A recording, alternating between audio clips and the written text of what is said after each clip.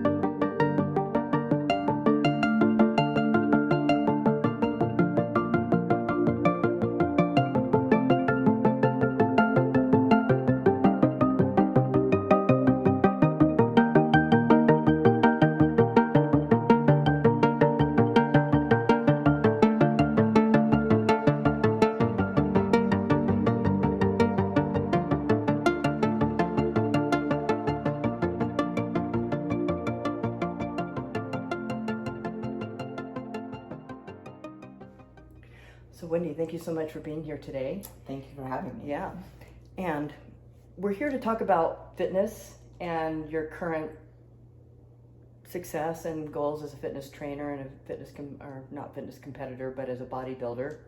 But you have quite a background that has brought you to this point. Mm-hmm. And so before we jump into fitness and how you identify with fitness, I'd like to talk a little bit about your background. Yeah, because it's very interesting, and as the intro kind of touched on, I'd like our viewers to know more details about you and how you got to where you are today. Absolutely.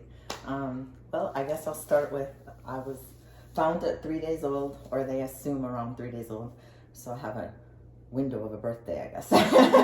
So what is the day of your birthday? What's your birthday? May 12th. May 12th, okay, yeah. So it could be the 11th, it could be the 10th, the 13th, 15th. Who knows?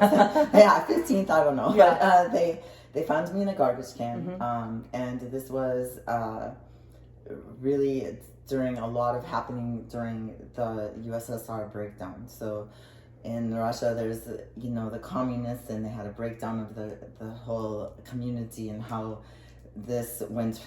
They were going from socialism and communism, and all of these things were happening, and people were running, and some people were staying, and it appears that I was born in all of this chaos. Uh-huh.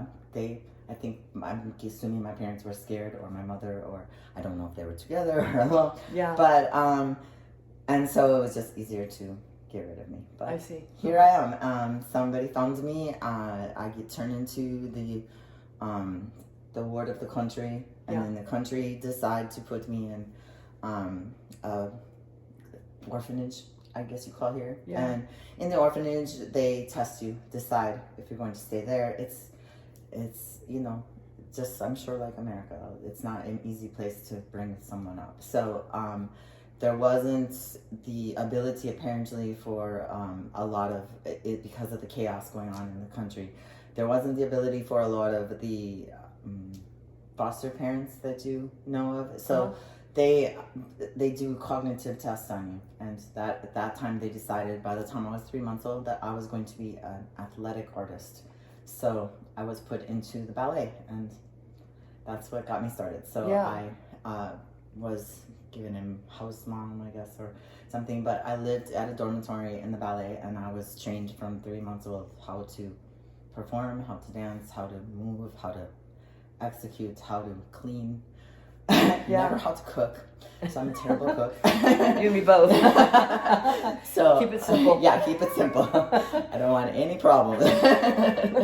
Don't burn down the house. Yes, exactly. I could burn water, and I didn't know it was possible until I did it. So yeah. So, but I got my whole life decided kind of for me, and fortunately they took me in, and I did well, and I eventually became a prima donna with the Russian ballet with the bullseye. What does that mean, prima donna? The lead performer. Okay. So if you see a Nutcracker or Swan Lake, your lead dancer that decides kind of the storyline. I see how things go. So and all the other dancers follow the lead, right? So you have your background, and then they sometimes dance together, but your lead comes out, and there's sometimes multiple leads, or pas de deux, pas de trois, pas de deux. But in those, in the end, there's one main, usually. Okay.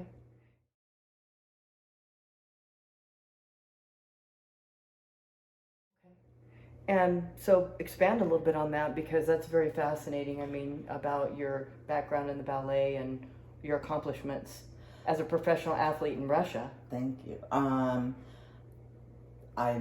I guess I fell in love with it, but maybe because I didn't know anything else. Probably as I got older, I realized I'm probably much more of a gymnastic or skating body type than I was a ballet type, but I was tiny. I was 87 pounds, believe it or not. Yeah. But all legs. So, but that's where I was. And so eventually, they guide you and they push you, and we traveled about every 9 weeks to maybe 5 or 6 months sometimes, and different countries, different place, and perform. And I never looked back. And at one point, I approached to do some gymnastics to learn towards the dancing. Ended up turning into a actual professional career. And skating, I was approached actually to teach some skaters, and then I ended up getting on ice skates, and and you were into natural. A professional career. Yeah. So it's just kind of, and so because I was where I was at with the ballet at that time, I had held my own, I had done all my work, and was, in their eyes as flawless as you can be, if there's such a thing. Then I was allowed to be able to do these other things as long as they didn't interfere with my performances. Right. So, it turned into quite a huge career. And then there's all the little things that happen in between. So the Cold War happened, and the Cold War was something that a lot of people don't even really know a lot about. But there's some bombings and things that happened in Russia, and one of those bombings I was unfortunately a victim of, I guess is what you call it.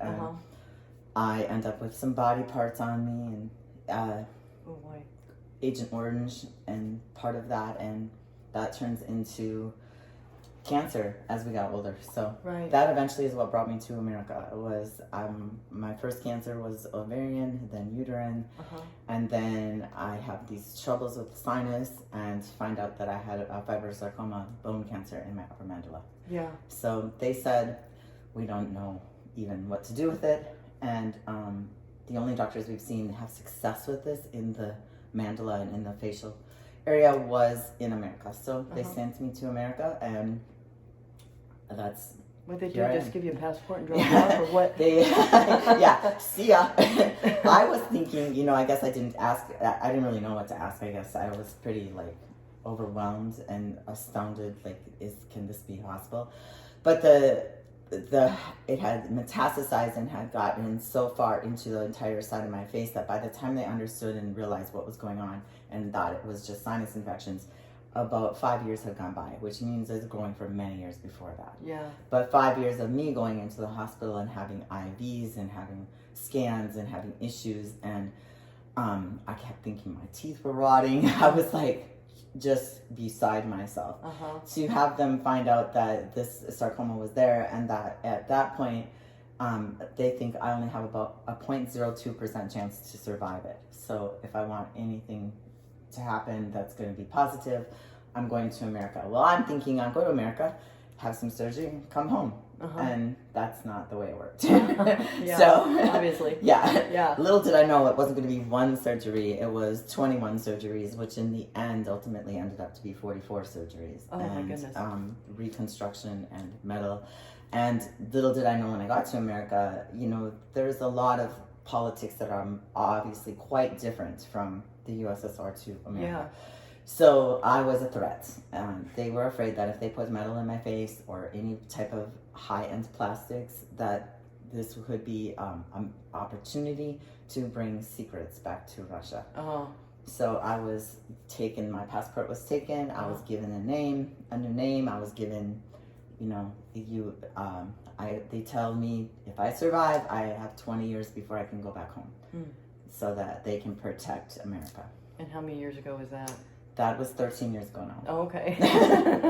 Yeah. You plan on staying? Yeah, I'm staying now. Yeah. You know? And pronounce your name, your given name from Russia. It's Zdravkontatin Maragita Groknita.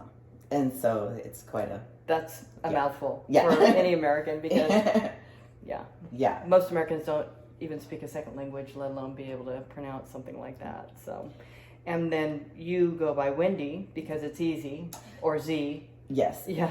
A lot of people call me Z from my husband, which I love. And because it's kind of a piece of me, you know. Yeah. But Wendy is what the American Embassy renamed me. I see. Okay, that came from the American Embassy. Okay. Yes. Yeah, that's quite a background. And now you're here and you're still doing amazing things. Thank you. So let's talk about fitness now. Your business is called Graack Fitness, Graack right? Fitness, yeah. Yes. And you go by Graack now as a last name. Correct. Instead of Groktina. Yeah, don't even ask me to pronounce that. So let's talk about what personal training is. Let's start there, because that's what you do as a profession, even though you're a pro athlete now. As of just recently, September 1st, right? You got your pro card in the IFBB. In the IFBB. Yeah, that's terrific. So, in bodybuilding, or was it physique? In bodybuilding, yes. Okay, terrific. Yeah. So we're going to get to that, but I want to talk about personal training. What is personal training?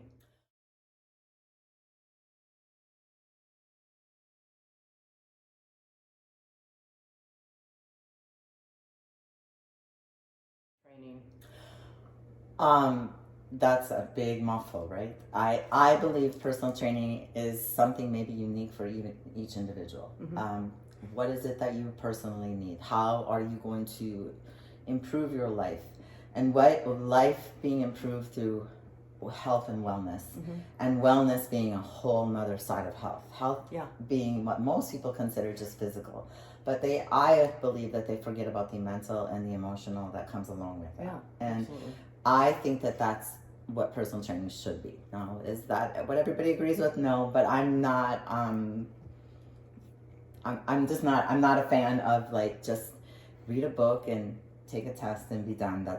I believe a little bit more uniquely. I actually have 29 certifications, only 2 from America. The rest are all from home. Yeah. And it's about, it's a medical certification as well as a mental and an emotional and psychological and a psychiatric. There's a lot of information that goes into how your body responds and reacts.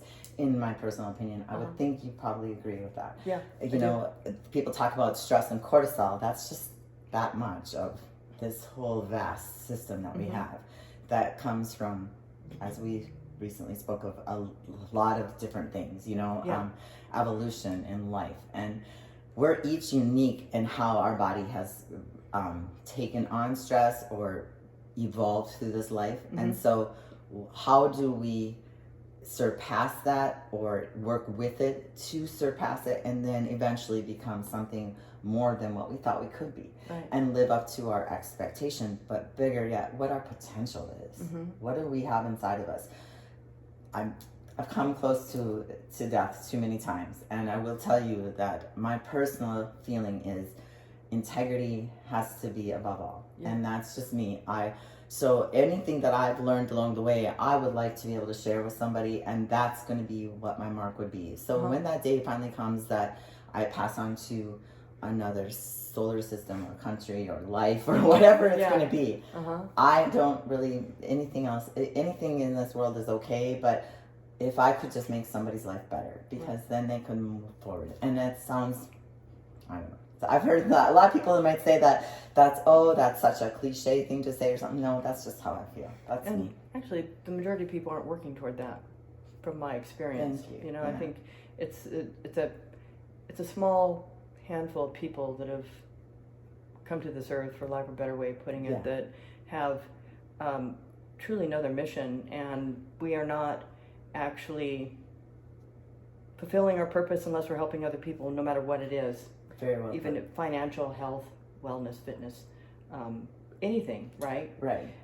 If we're not helping other people, then we're not truly fulfilling a purpose. Agreed. Right. So I guess in answer to your question, personal training to me is being able to help them help themselves, be the best version of themselves, to therefore move forward and be the best version for everyone around them.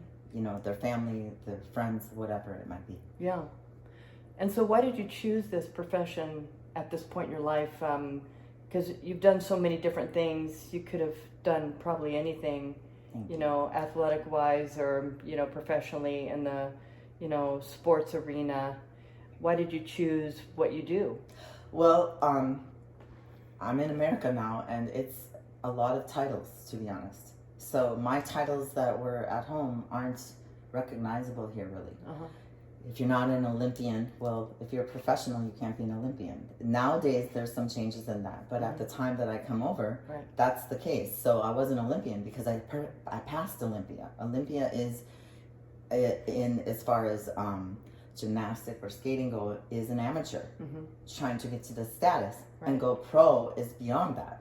Right. Well, I went straight from nothing to pro. I remember those days when the Olympics was only for amateur athletes. Right. And then it changed over where they started having pro athletes compete. And right. I thought that was kind of a shame, but... It is, because they were supposed to be separate for a reason. But unfortunately, Americans see what's right there, and unless it's a sport, you know, I mean, what I did was a sport, but it's an artistic sport. All three of them are artistic sport. A lot different than football or baseball or soccer or something.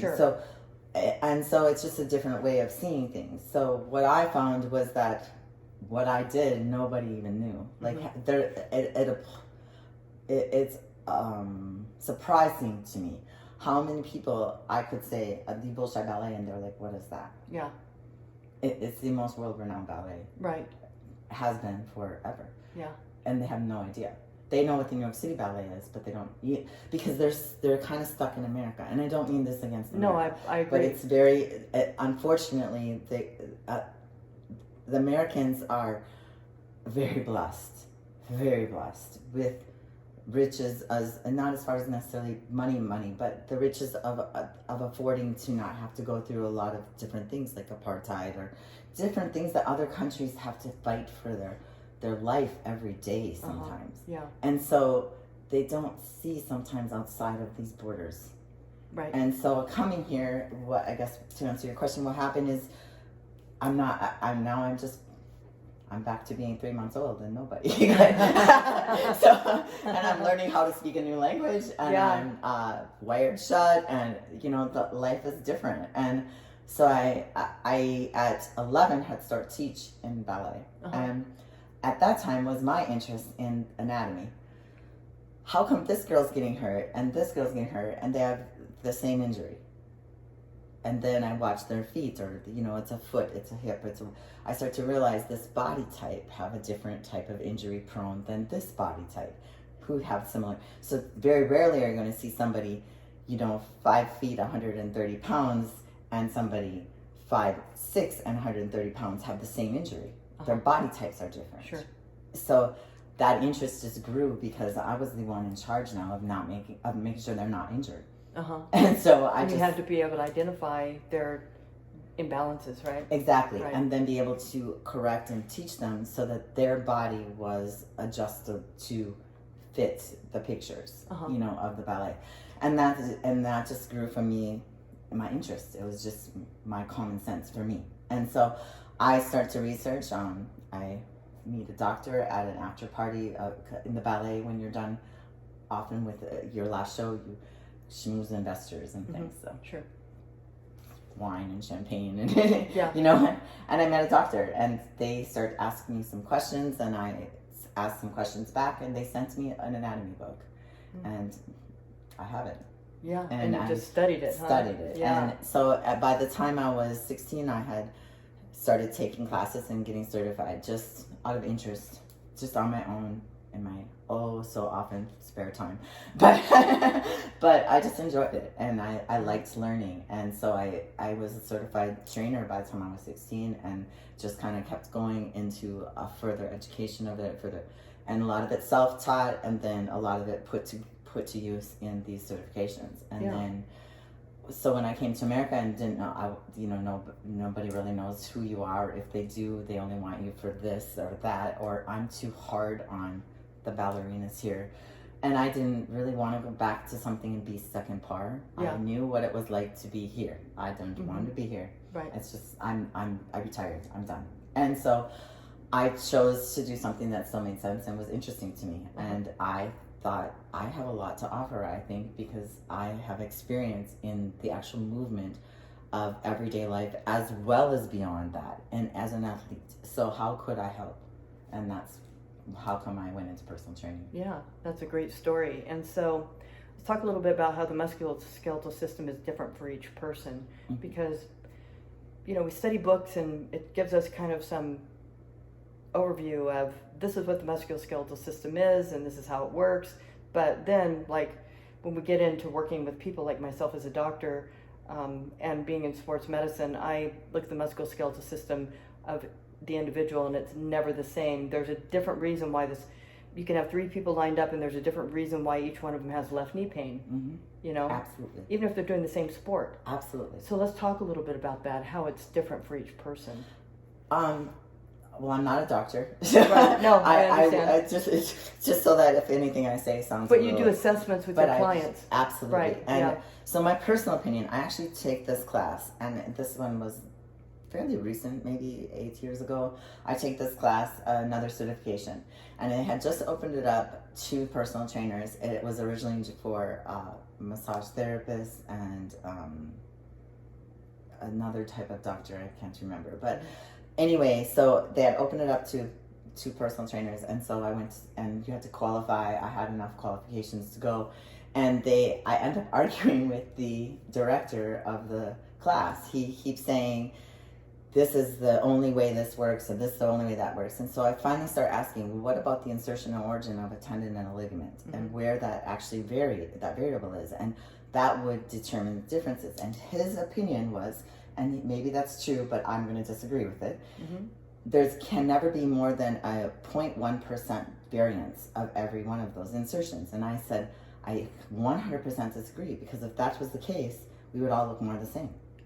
That's my personal opinion. Right. And we'd all move more the same. So you can't take 2 people that are even the same height, same weight, same natural structure and tell me they're exactly the same, because they move different. Right. And so in my opinion, part of our variance is just point blank where that insertion and origin is and how that attachment works and they were born.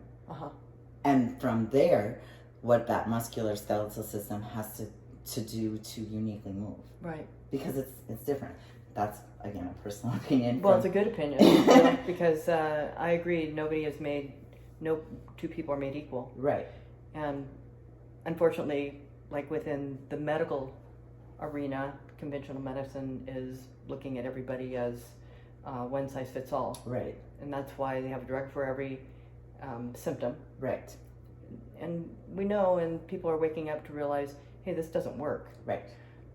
I talk to people all day long that are saying, I never felt better, and I don't want to do this anymore. So what do you have to offer me, Dr. Munoz?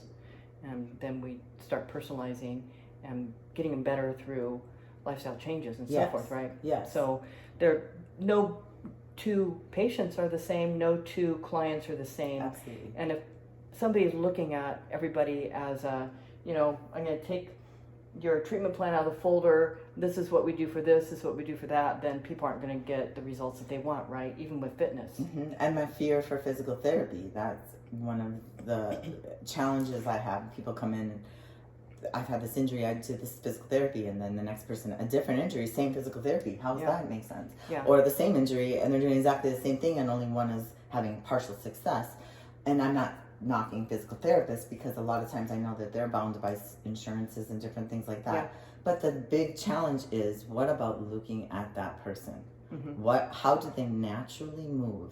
And is it natural to be moving that way? Or did they learn that along the way and we need to correct the way they even just walk the heel, ball, toe? Or are they walking toe, heel? Right. How many people do? Are they walking on the inside of their feet or the outside of their feet? Or maybe one foot is a little more than the other, right? I'm a perfect example of my own assessment, which is I walk supinated. I walk heel, ball, toe on one foot and toe, heel, toe on the other foot. I can tell you that. Now, is that good? No. And should I be changing it? I work at it. But it is something that wherever my attachments, however I naturally, and of course, I'm sure since 3 months old, being turned out, and that's for the ballet, right? For the ballet. Train your hips. Just made me work that way. But one goes further than the other.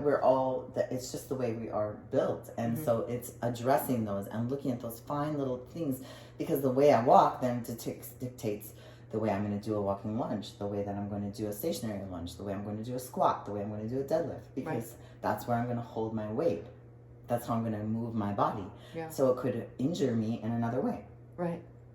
If you're not specializing your movement to your physiology. Exactly. Right. Exactly. So let's talk about some of the myths about fitness. We've already kind of touched on it, but let's expand on that, because there are so many false ideas out there, or things that people don't really understand about fitness.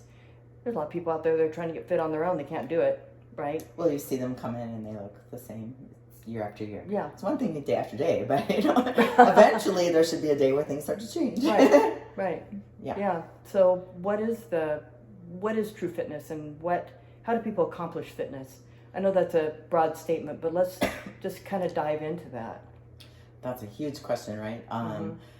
I guess I think that fitness is somewhat individual, because for some people that fitness is about just changing their lifestyle in general. What do they eat? How do they sleep? What is their daily activity? And where's their mental state of that?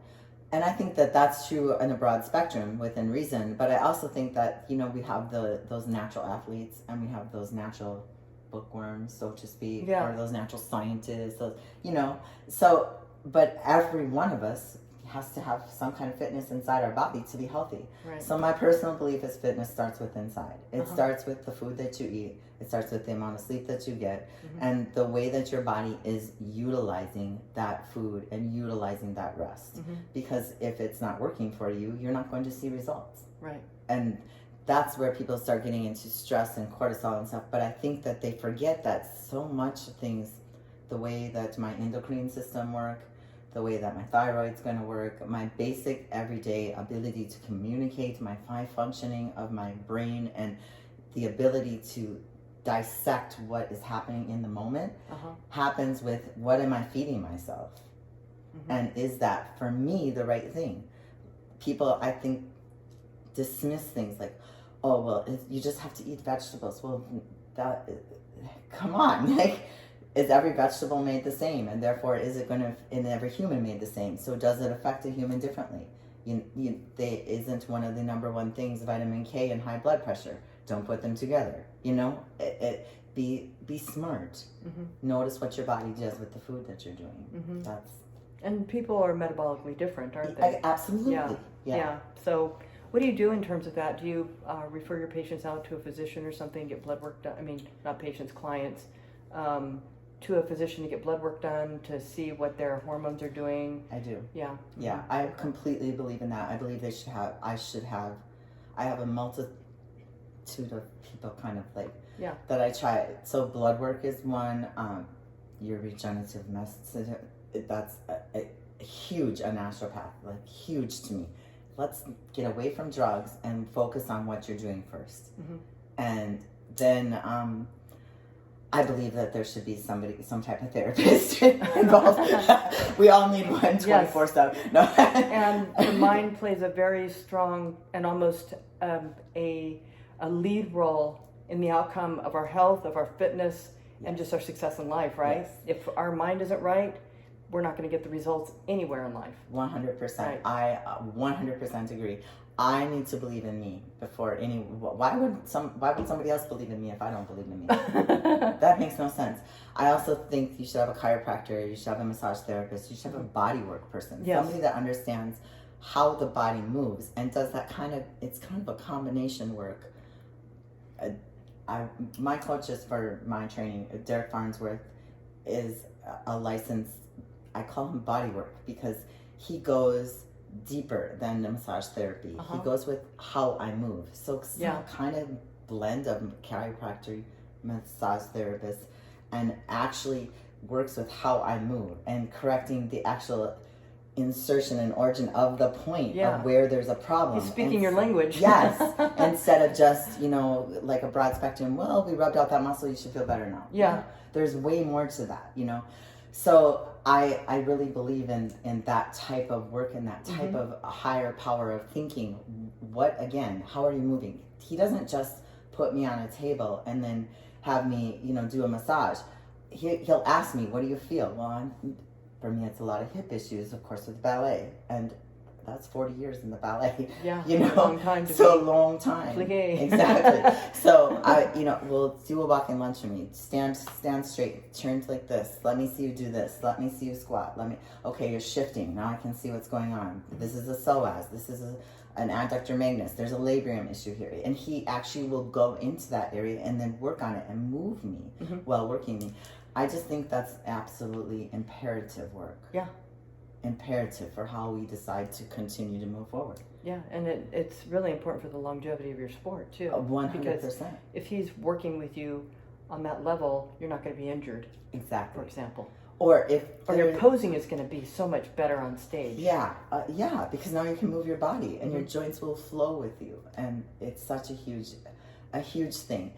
He and Eva Dunbar, they're both my coaches. They work together, and the two of them are just two of the most brilliant minds I've ever had the opportunity to work with. Do they work together, or are they separate? Do they know each other? Yes. Okay, they do. Okay. They actually, now they date. But I don't know if they started working together before or after, but they're the most amazing team. That's awesome. Where one has questions or doubts, the other one fills in. And I see it happen every single time I work with them. And they actually pay attention and take the time to care about someone. That's something I would like to think I bring as a trainer, coach, however you want to say, to my clients. I actually genuinely care. I never have gotten anything cookie cutter. And I believe truly that that's one of the challenges going out there, is that there's a lot of here's how this works. Like you said, one size fits all. It doesn't work that way. And so I just think that that's an imperative part of what we do in fitness, and how fitness is the whole picture. It's not just one part of it. Eva's very high, very, very intelligent. I believe she has a psychology degree, and she is, I'm positive I'm right about that. But if not, she should, because she really knows how to tap into that part of. She taps into, and she takes that sixth sense and pays attention to people's little nuances that are maybe affecting them and they don't even know it, and not just with me. I see them do this with a multitude of clients, and I believe that we all have somebody that we can look up to and we'll continue to learn from, and those are two of the many people that I look up to and really believe I can grow and continue to change. I think I'm a better trainer, coach, and even athlete today than I ever have been in part to them. Yeah. You know. Well, you're a vibrational match, Thank you. you know, to these two, because otherwise you wouldn't have connected, right? Yeah. Yeah. True. So would you say the reason people don't get results is because they are connecting with people that don't really individualize their training? Yes. Yeah. I think a lot of times people too are kind of looking for the quick fix.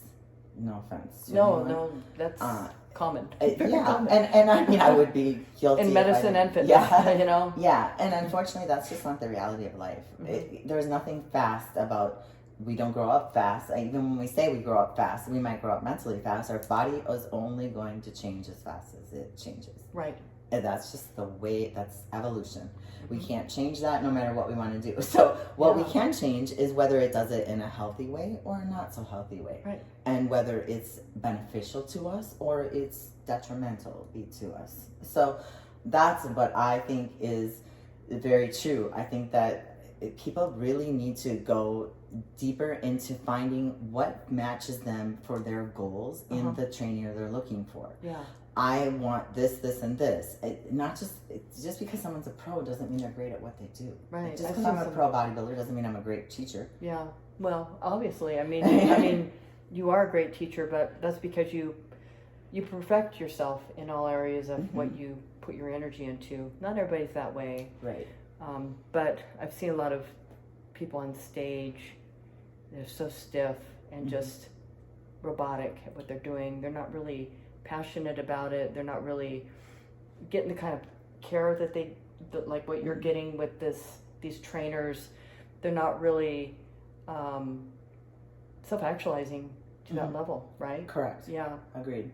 And what would you say some of the benefits are? Now, we've touched on it a little bit, the benefits of fitness, but people might say, well, I could just be healthy and not fit. Or I could just be fit and not worry about what I eat necessarily. There's two kind of arguments in that arena, but as a doctor, I want people to be healthy and fit. Thank you. Because they both go together. So let's talk about some of the benefits of being fit, not just healthy. Agreed. Because they're different. They are different. Yeah. You know, fit, you hopefully can a little bit less pain. You can move better, longer longevity of being able to run a marathon versus having to walk it or sit on the sideline. Right. You know, I see healthy as being able to do it no matter what. I guess I see the difference. Healthy on the inside automatically exudes to the outside. If you're fit on the outside and you're still eating poorly, though, you're going to see those. That's the heart problems. That's the high blood pressure. That's the diabetes. And those are the things, too, that people think, well, they can't have diabetes. They're not 200 pounds overweight. And I disagree. What about a type 1 diabetic? Right. I was born a type 1 diabetic. Oh, were you? Nobody even knows it because I take care of myself. It's that simple. Right. But you choose it. I mean, I know it's not simple, but it is. I mean, I went through 44 surgeries to reconstruct my face. I shouldn't have lived for a multitude of reasons. Yeah. But I had, I think, more to do in this world. And I fought and I took care of myself before I got to that point, and I took care of myself after. Right. So I believe in that. There's 200, at the last surgeries I had, there was 200 worldwide cases of this fibrosarcoma, and I'm number 200 and the only living survivor. Wow. So that's huge. It's a huge deal, And but I believe it proves fitness. that your mindset and how you take care of yourself has everything to do with the outcome. I mean, you had some amazing physicians too, I'm Absolutely, sure. A good team that were working with you, but it doesn't stop there. There's so many people, they have these diagnoses and they go get surgery to remove cancerous tumors, but the cancer's not gone. No. They're still eating fast food and drinking alcohol and eating sugar. Right. But they think because the tumor's gone that they're cancer free, and they're not. No. So we don't just do a surgery and remove something, or do a treatment and remove a disease.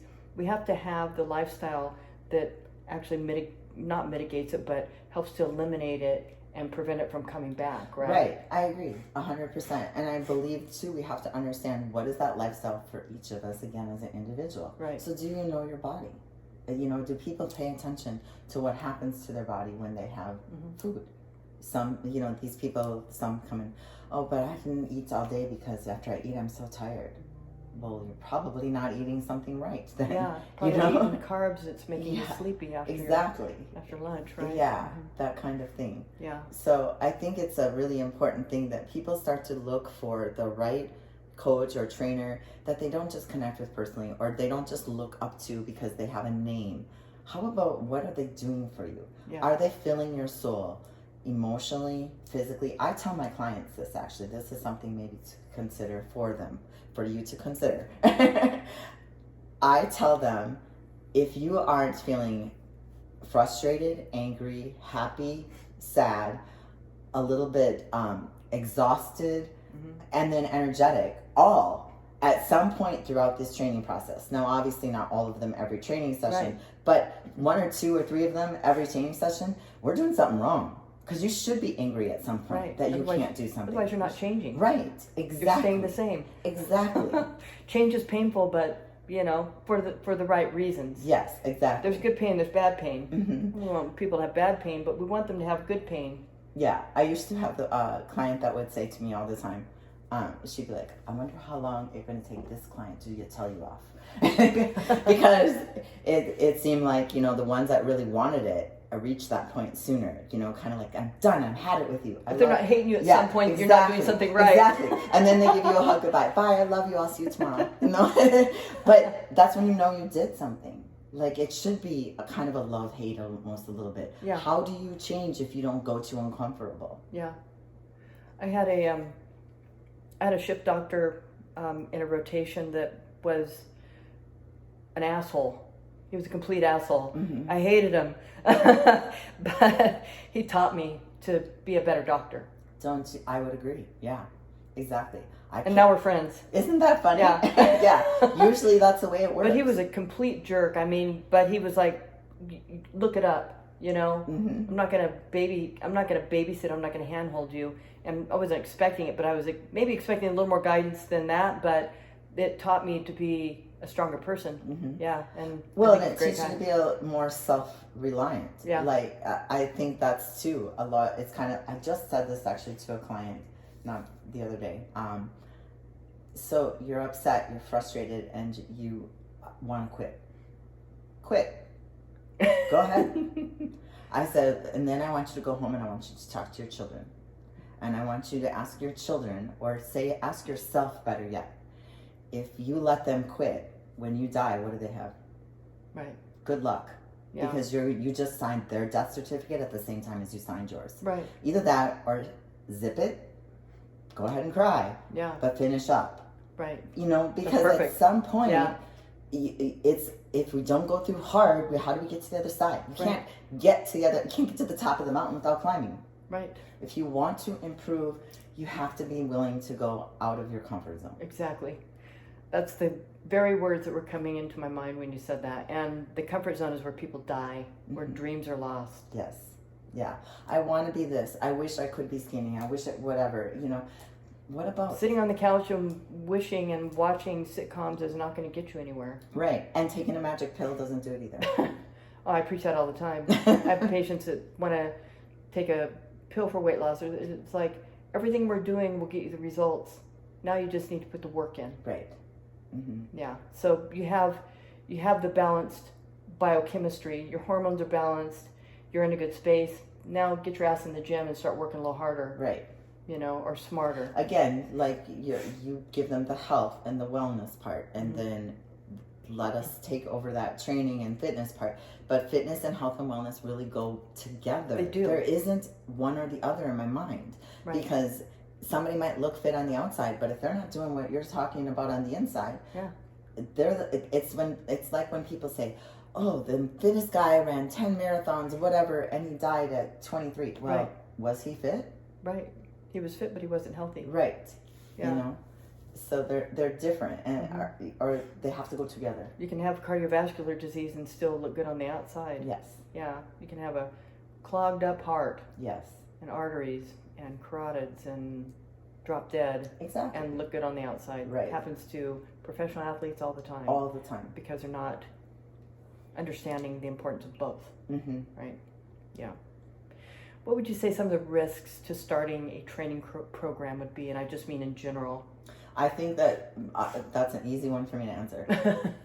Sorry.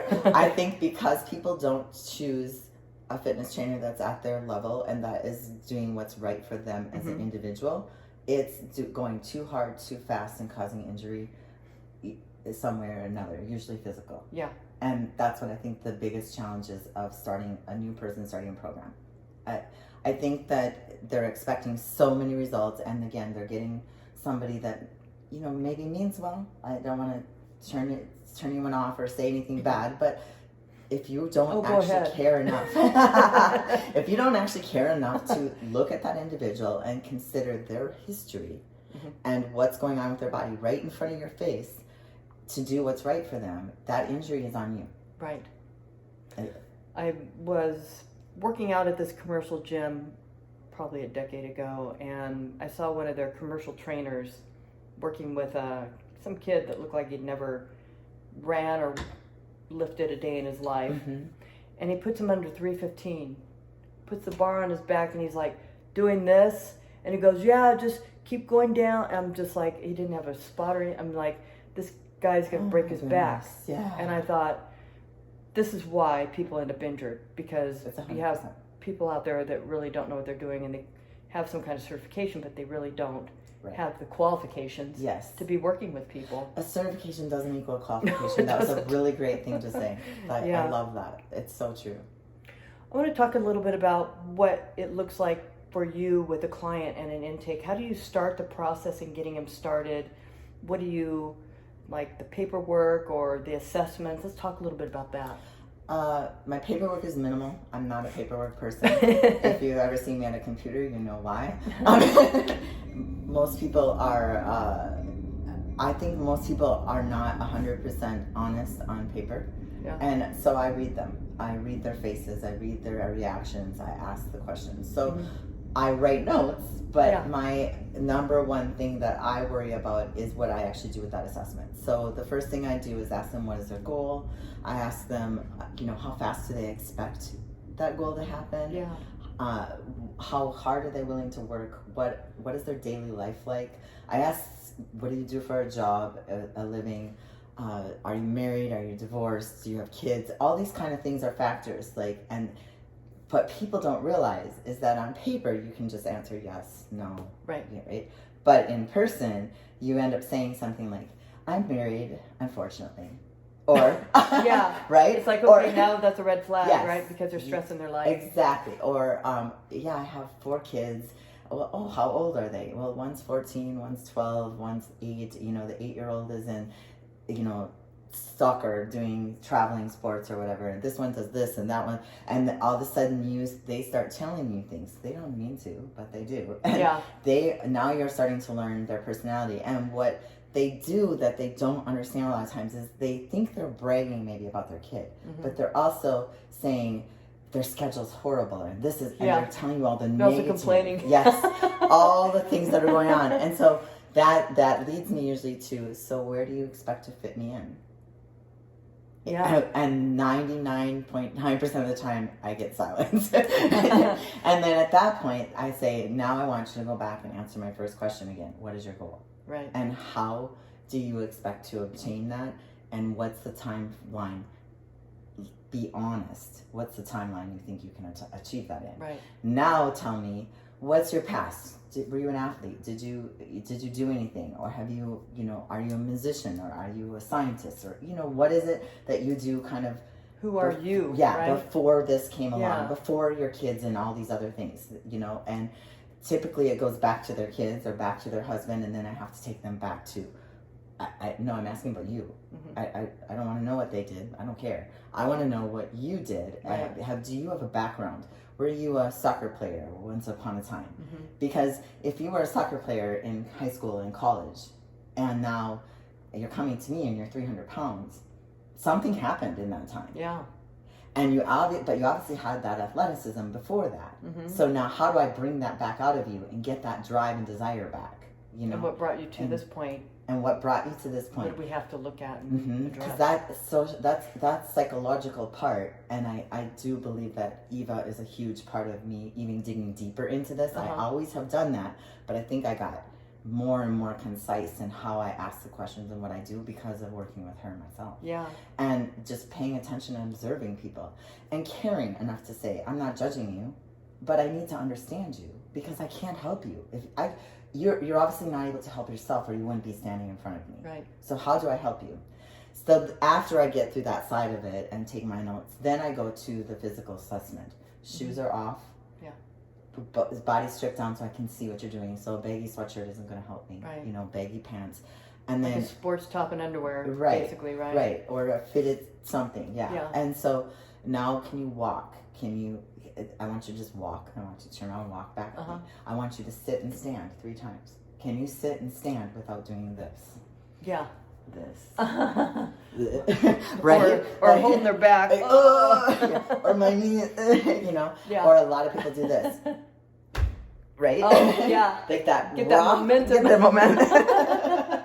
And then I'm like, okay, so we have no hamstring and glute, no piriformis, no lower back, no iliac extensors. Yeah. Now I know where I'm starting. You know, you're right. Like, so I start with those things, and then I also look at them like a bodybuilder, kind of front, side, back, side. Where's their alignment? So how's their posture? What is their spine doing? Do they have scoliosis? Are their hips aligned? Are they supinated or supinated, pronated? Are they anterior tilt? You know, and all of that work. You know what I'm saying? Posterior tilt. What's happening? Do you have one going this way, one going that way? Yeah. You know, there's a lot of people that have that, and they don't even realize that. And is that from time, or is that from an injury, or is all of those challenges a clavicle or whatever because you were born that way? Right. And most often, there's some kind of combination of it. This part is because you were born with it. This part got worse because you carry everything on this side. So your scoliosis just your got job worse. requires you to sit at a computer and use a mouse or whatever. Exactly. You know, you're overdeveloped on this side, underdeveloped on that. So, and then after I've done that assessment, and I ask them, don't speak, because people want to tell you, I had this happen. No, I don't want to know. Let me do my job first. Yeah. Now tell me why it happened. But let me tell you what I see first. Because 1, I want to prove to you that I know what I'm doing. Yeah. I'm just like that. It's my nature. But 2, because then when I see everything, when you tell me something, it doesn't take me away from what I was trying to initially see. So I want to, when you tell me something after I've done all of my thinking and my processing and my assessing, now when you tell me something, I can look at you and go, okay, I can see why that happened. Or no, you're full of it. Yeah. And so you know when people are telling fibs. Yes. So when I do that, it helps me then assess them and make their program for them and design it for their unique needs. Yeah. And so how do you address the challenges of time management with your clients? These people are busy. A lot of people are busy and they want to be fit and they hire you to help them, but then they're like, I have no idea how I'm going to fit this in. How do you help them with that? The first thing I do is I just have a conversation with them. I just tell them this is a choice. Do you choose to go to the doctor when it becomes necessary, but you don't choose to go for your annual checkup usually. Right. But you choose when you're sick. You make an appointment to go, right? And you make a point of going, even if it means you have to miss work. So why are you choosing to go pay the doctor and feel like crap when you could just choose to make this appointment with me and stay healthy? Right. And how about choosing to make the appointment with your food? Be proactive. Right, exactly, proactive, exactly. Yeah. So I discuss that with them. So we're going to start with some of these basic things. When you make an appointment with me, there's a cancellation fee. If there's a no-show, you do 3 no-shows, you're no longer my client. Yeah. I just don't have time for that. I'm busy too.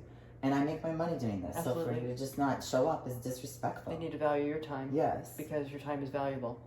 And if you want me to value you in my time, then be respectful of my time, you know. And so it's that's how I work, and some people you just don't get through to, and maybe it's because I'm not for everyone. Right. None of us are, right? Right. If I was for everyone, no one else would have a client, But unfortunately, I'm the one that is always looking for, right? No, but I think, I'm not. I'm just not for everyone. And I'm okay with that. That's taken me a long time to get to that point in my life. But I'm 52 now and starting to really kind of come into my own. Unfortunately, I feel like it takes me way too long. But I'm becoming stronger mentally and about, because my heart's big. And I want to give to everyone. Yeah. So I kind of tended to let people walk over me. And, they have their excuses. And at some point, there's just no more excuses. Right. It's just, you came to me. Right. Why am I being abused? You can only give people so many chances. Yes. And the same with patients, I'm pretty easy on them with the first no-show, Mm-hmm. but if they keep doing stupid shit, like Right. not showing up or not following treatment, I have to let them go. Right. I fire them. And if they want to come back, I have to pay for a whole new patient visit. Yeah. Yeah. And then it's fair. People need to be on board. They need to, this is a question I'll ask you. How do you assess people's readiness? Like what I do when patients come in, I talk to them about what the expectation is. Yes. Say, are you ready for this? Right. Because if you're going to sign on for this, Yes. you need to be ready. Otherwise, this is a consequence. Mm-hmm. And so what do you do in terms of readiness? Yeah. That's a great question. Some of it comes in my initial interview, like asking them their questions and seeing kind of where they're mentally answering me at. But I shouldn't say but. So if I feel like they sound like they're excuses, busy, want a quick fix, I will give them a lesser program to start with. Uh-huh. Can they just follow? Let's start with, for 2 weeks, I can't get you on my schedule. And that's maybe fallacy, or maybe not. Mm-hmm. But I can't get you on my schedule. Can you follow a diet for 2 weeks? Uh-huh. You have to check in this many days, this much. And if they can follow that, then I add another element to that. And if they can follow that, I'll add another element, which usually will last about 2 to 3 months, and they have to earn my trust to put them on my full schedule. Yeah. Some because you're in demand. Yeah, and some when they're ready and you just know it, Mm-hmm. I'll make the room for them. Yeah. And that's for me how it works. If they are against setting schedules, setting plans, making commitments, they're just not my client, because this is a commitment. Right. It's a commitment to yourself above all. Yeah. But how about to the people around you, and Mm-hmm. just respecting our careers, and us as people. Mm-hmm. So if they're not willing to meet commitments and be ready now, and they're really adamant about wanting to do this, then I'll test them, so to speak, along the way. Uh-huh. There's other people that I've literally just said, as much as you want this, I'm not the person for you, and I'll send them to someone else. And I have a lot of people I know in the industry, so Mm-hmm. I would rather send them to someone that's better suited to them than have that be something that causes a conflict between us, and it's more stress on me. Right. And I don't enjoy it then anymore. I don't want to work. I want to work and live life, and in this kind of business, and you, I'm sure, feel the same way. You're putting so much of yourself into this that this is your life. Yeah. And so having somebody that is going to take from you and not be able to fill you back up by doing what you ask them to do and enriching your life, then that's not the person. It's kind of like getting married to the wrong person. We're not babysitters. Yeah, I'm not a babysitter. I say that all the time. I'm not a babysitter. If you need a babysitter, I'll send you somewhere else. Mm-hmm. If you want to actually be responsible for your own health and you want guidance, that's what my job really is. Right. Yeah. You don't want to feel like you're just pushing and pushing and pushing. You want it to flow right. Yes. Yeah. Yes. That's important. Absolutely. And that's the readiness to get fit, to get results. Right. Right? Mm-hmm.